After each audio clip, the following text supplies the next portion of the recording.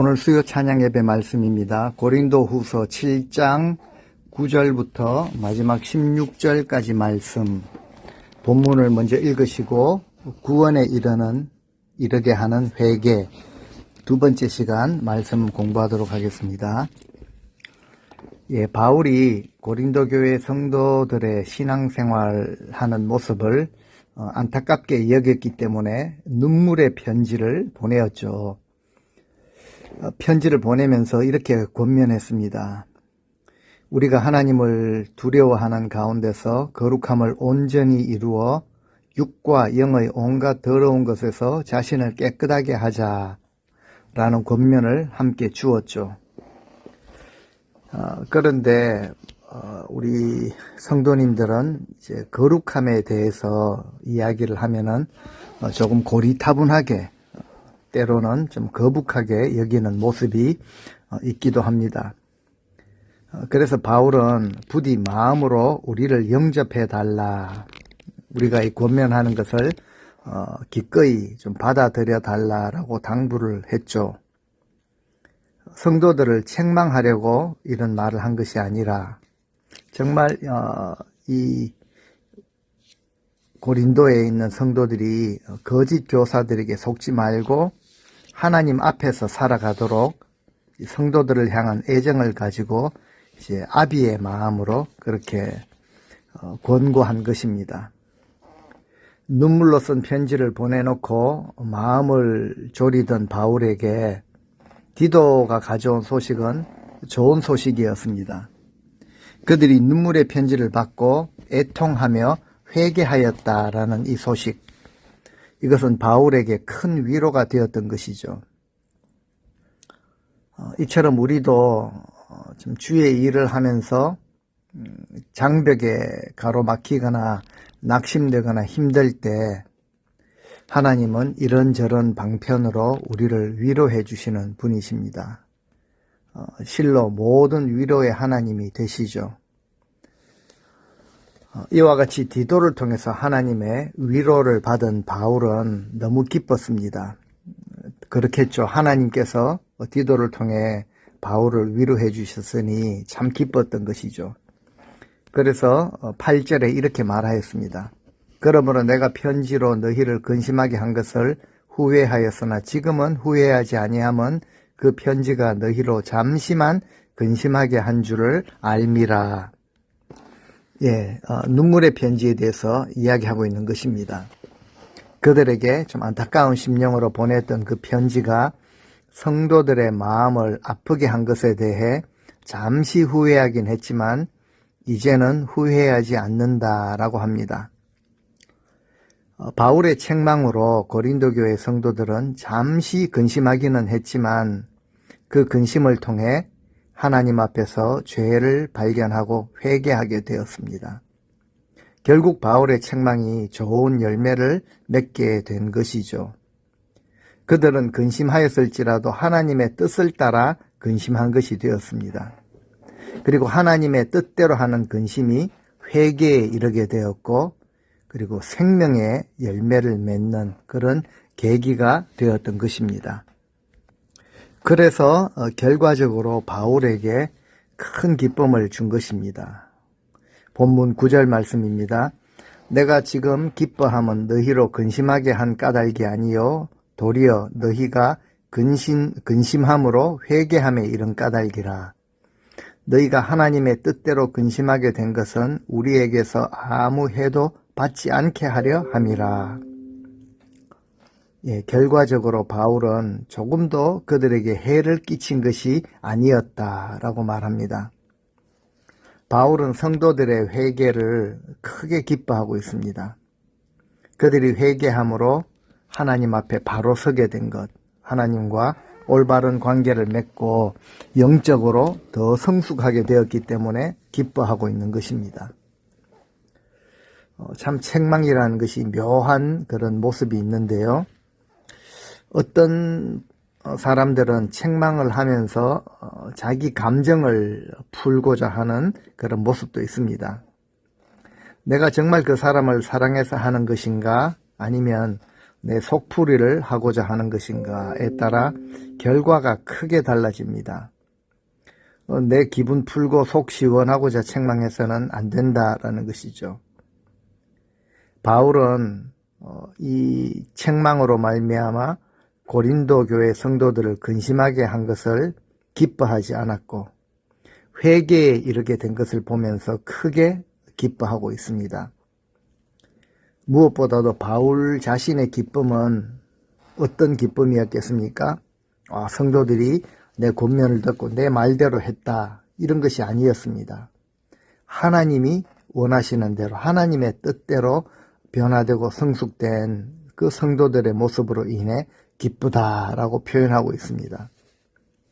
이런 영적인 열매, 결과를 결코 자신의 업적이나 공으로 돌리지 않고 하나님의 뜻대로 이루어진 그 고린도 교회 성도들의 회개에 두고 있다라는 사실입니다.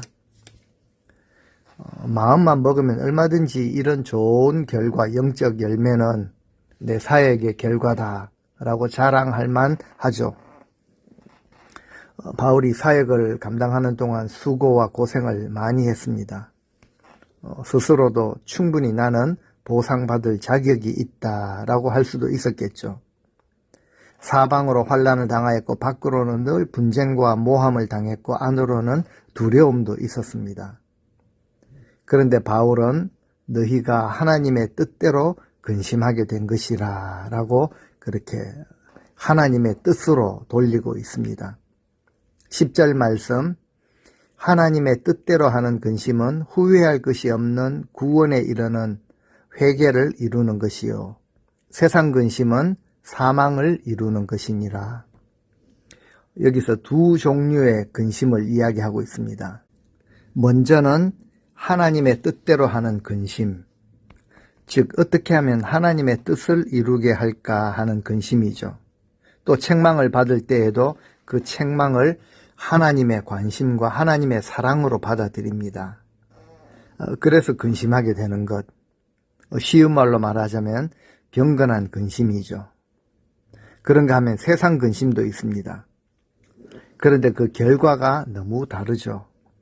하나님의 뜻대로 하는 근심은 회개를 가져오고 회개를 통해 우리를 구원으로 이끌어줍니다. 그래서 하나님의 뜻대로 하는 근심은 후회할 것이 없습니다. 그런데 하나님의 뜻에서 벗어난 세상적인 근심, 무엇이 있을까요? 주님도 말씀하셨는데 무엇을 먹을까, 무엇을 입을까, 이런 근심, 이것은 이방인들이나 하는 것이고 오늘 말씀에 보니까 사망을 이루는 것이다. 죽음을 가져올 뿐이라는 것이죠. 하나님을 믿지 못하는 이 불신 가운데서 세상의 것을 염려하는 근심입니다. 또 바울이 책망을 하니까 이런 마음 가질 수도 있었겠죠. 바울이 뭔데 우리에게 이래라 저래라 하냐. 그런데 이런 마음을 가져서도 안 되는 것이죠. 나도 죄인이지만 너도 죄인 아니냐, 이런 식으로 하면 절대 회개에 이를 수가 없게 되는 것입니다. 그래서 말씀으로 우리를 책망하실 때에는 나를 위한 하나님의 사랑과 관심이구나 라고 그렇게 받아들여야 합니다. 그러면요, 그때 모든 문제들이 풀립니다. 이런 근심이 우리를 성장하게 하고 성숙시키고 구원에 이르게 한다라고 성경이 말합니다. 그래서 모든 근심이 나쁜 것이 아니죠. 오히려 우리가 근심을 해야 할 문제를 가지고 근심하지 않는 것이 잘못된 것입니다.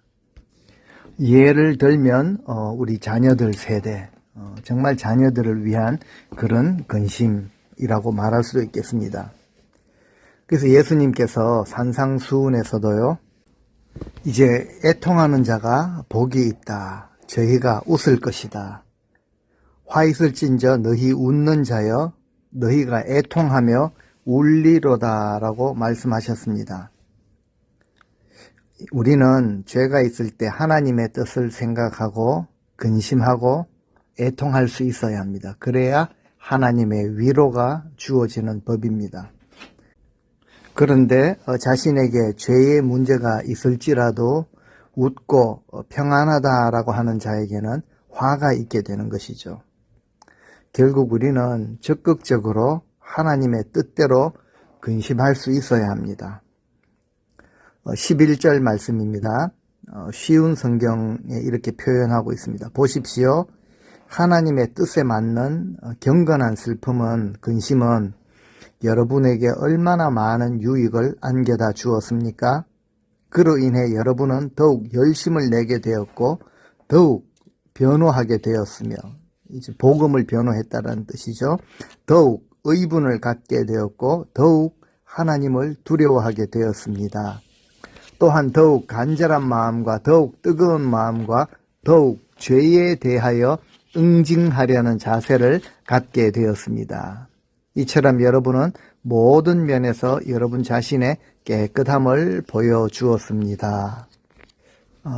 바울은 11절에서 하나님의 뜻에 맞는 그 경건한 근심, 이것이 참 유익했다라고 이렇게 표현하고 있습니다. 눈물의 편지를 보냈는데요. 그것을 통한 바울의 책망이 고린도 교회 성도들을 변화시켰던 것이죠. 더욱 간절한 마음을 가지게 했습니다. 적극적인 믿음을 가지게 되었던 것이죠. 결과적으로 바울의 책망을 통해 오히려 바울을 사모하는 마음도 가지게 되었습니다. 편지를 통해 충고를 받아들였고 바울을 사랑하는 마음을 가지게 되었습니다. 이런 소식을 디도에게 듣고 바울은 기뻐하지 않을 수가 없었던 것이죠. 결국 우리는 하나님의 뜻대로 살고자 하는 이 영적 몸부림 쳐야 합니다. 주님이 기뻐하십니다. 하나님의 뜻을 따라 하나님의 말씀대로 살고자 근심할 때 성장이 있고 귀한 열매가 맺히는 것입니다. 지금 우리가 살아가는 마지막 시대는 진리 싸움의 시대입니다. 우리의 가장 무서운 적은 무사한 일이죠. 괜찮다. 지금 이 상태로 다 부족하지만 괜찮을 것이다. 이것이 사실은 굉장히 무서운 것입니다. 사탄 마귀가 우리로 하여금요, 불의를 보고도 누이 좋고 매부 좋고 골치 아픈 것은 싫어, 그저 너 좋고 나 좋고 편하게 좋게 넘어가게 만들죠. 자, 그러면 사탄이 우리 마음을 휘집고 다니면서 우리 영을 굳어지게 만들어 버립니다. 우리는요, 하나님의 뜻대로 근심할 줄 알아야 합니다. 그때 성장하며 하나님의 뜻을 이루게 될 것입니다.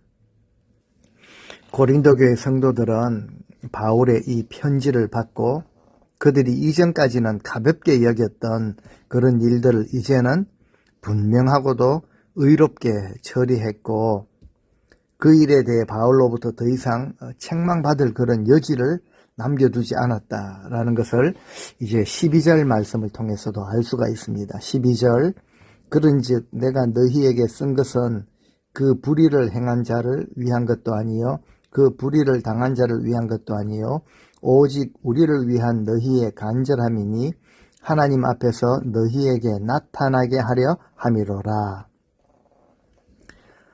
바울을 지금 생각해주는 그 성도들의 모습을 간절함이라고 표현하고 있습니다. 무슨 뜻인가 하면요, 그러므로 내가 그 편지를 보낸 것은 부당한 일을 저지른 사람이나 부당한 피해를 당한 사람 때문이 아니라 여러분이 얼마나 우리의 일, 복음을 위한 그 사역이죠, 그 일에 마음을 쓰고 있는가, 또 그것을 함께 감당하고자 하는 간절함이 있는가를 하나님 앞에서 스스로 밝히 나타내 보이도록 하기 위함이었습니다 라고 바울이 말하고 있죠. 바울이 고린도 성도들에게 그 편지를 보낸 것은 불의를 행하는 자들이 있었습니다. 그리고 그 당한 자들도 있었죠. 그들을 위해 쓴 것이 아니라 성도들이 바울에 대하여 간절함이 있다. 그러니까 바울이 행하는 이 복음 사역에 대해서 함께 하려는 이 간절함이 있음을 하나님 앞에서 그것을 드러내기 위해 편지를 보냈다라는 거죠. 결국 성도들은 바울의 그 책망, 편지를 통한 이 책망으로 깨닫게 되었다라는 거죠. 그리고 간절히 바울을 사모했고 바울의 그 사역을 협력하고자 하는 사모함이 생겨나게 된 것입니다. 그래서 13절 이로 인해 우리는 크게 위로를 받았습니다. 더구나 우리가 받은 위로 위에 디도의 기쁨이 더해져서 우리는 더욱 기뻤습니다. 정말로 디도는 여러분 모두에게서 따뜻한 환대를 받고 그로 인해 심령에 새로운 힘을 얻었습니다. 바울은 성도들이 바울을 사모한다라는 말을 듣고 위로를 받았는데 더욱이 디도가 그들에게 갔을 때 그들은 디도를 잘 맞아주었죠. 환대를 했습니다. 디도는 마음의 안정을 찾고 기뻐하였습니다. 이것이 바울에게 더욱 큰 기쁨이 되었던 것이죠. 더욱 많이라고 표현을 합니다. 이 표현은요, 정말 바울이 많은데 더욱 많다라는 거죠. 주체할 수 없는 그 기쁨을 좀 생생하게 표현한 것 같습니다. 보고 싶었던 동력자 디도도 만나게 되었고, 그리고 그토록 소식을 기다렸는데 성도들이 영적으로 회복되었다라는 소식, 바울에게 큰 기쁨을 안겨다 준 것입니다. 그리고 이것은 바울의 심령에 새로운 힘을 얻을 정도였습니다. 디도도 만났고 성도들도 회복되었다는 소식을 들은 바울은 14절에 내가 그에게 너희를 위하여 자랑한 것이 있더라도 부끄럽지 아니하니 우리가 너희에게 이런 말이 다 참된 것 같이 디도 앞에서 우리가 자랑한 것도 참되게 되었도다. 모든 것이 사실로 다 드러났다라는 뜻 아니겠습니까? 나는 여러분 성도들에게 디도에 대해서 자랑을 했는데 여러분은 그런 나를 조금도 실망시키지 않았습니다. 우리가 여러분들에게 말한 모든 것이 진실인 것처럼 여러분에 대해 우리가 디도에게 또 자랑했던 것 또한 모두 사실인 것이 이번에 다 드러나게 되었기 때문입니다. 바울이 사역자로서 정말 기쁜 마음을 감추지 못하고 있죠. 바울의 기쁨은 단순히 내 말이 맞았다 이런 수준이 아니었습니다. 하나님의 말씀을 따라 성도들이 성장해가는 이것이 참으로 기쁘고 감격스러웠다라는 것을 더욱 많이 기뻤다라는 것을 거듭거듭 강조하고 있는 것이죠.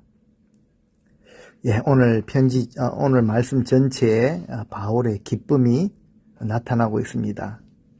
그동안 얼마나 많이 힘들었습니까? 고생을 많이 했죠. 수고를 많이 했죠. 환난을 당하였는데요. 하나님이 위로하시니까 기쁨 위에 더욱 기쁨, 더욱 많이 기쁜 그런 기쁨을 허락하신 것이죠. 그래서 이 바울의 기쁨이라는 것은 고린도에서의 사역이 하나님의 역사하심으로 말미암아 헛되지 않았다라는 확신에서 오는 그 기쁨, 그리고 사도로서 그의 사역이 주의 은혜 가운데서 이런 귀한 열매를 맺고 있다라는 사실에서 오는 그런 기쁨이었습니다. 네, 말씀을 살피면서 저는 특별히 목회자로서 하지만 우리 성도님들도 주님의 부르심을 받은 우리 주님의 일꾼들로서 우리가 이런저런 모습으로 사역을 감당하실 때 정말 이런 기쁨이 있으면 참 좋겠습니다. 바울이 말하는 기쁨이 고린도 교회 성도들의 삶 속에서 나타나고 정말 드러난 것처럼 우리의 삶 속에서도 먼저는 기쁨 이전에 회개에 합당한 열매를 맺어야 하는 것이죠. 그리고 우리 삶을 주님께 드릴 수 있어야 하는 것입니다. 그래서 주님의 기쁨이 되는 이런 삶을 살아가실 수 있는 우리 성도님들 되시기를 바랍니다. 15절 말씀, 그가 너희 모든 사람들이 두려움과 떨므로 자기를 영접하여 순종한 것을 생각하고 너희를 향하여 그의 심정이 더욱 깊었으니. 그가 디도죠. 디도의 심정에 대해서 참 대변하는 것 같습니다. 디도는 여러분들이 두렵고 떨리는 마음으로 자신을 따뜻하게 맞아주고 또 여러분 모두가 기꺼이 순종했던 것을 회상하고는 여러분에 대한 사랑을 더욱 키워가고 있습니다 라는 뜻이죠.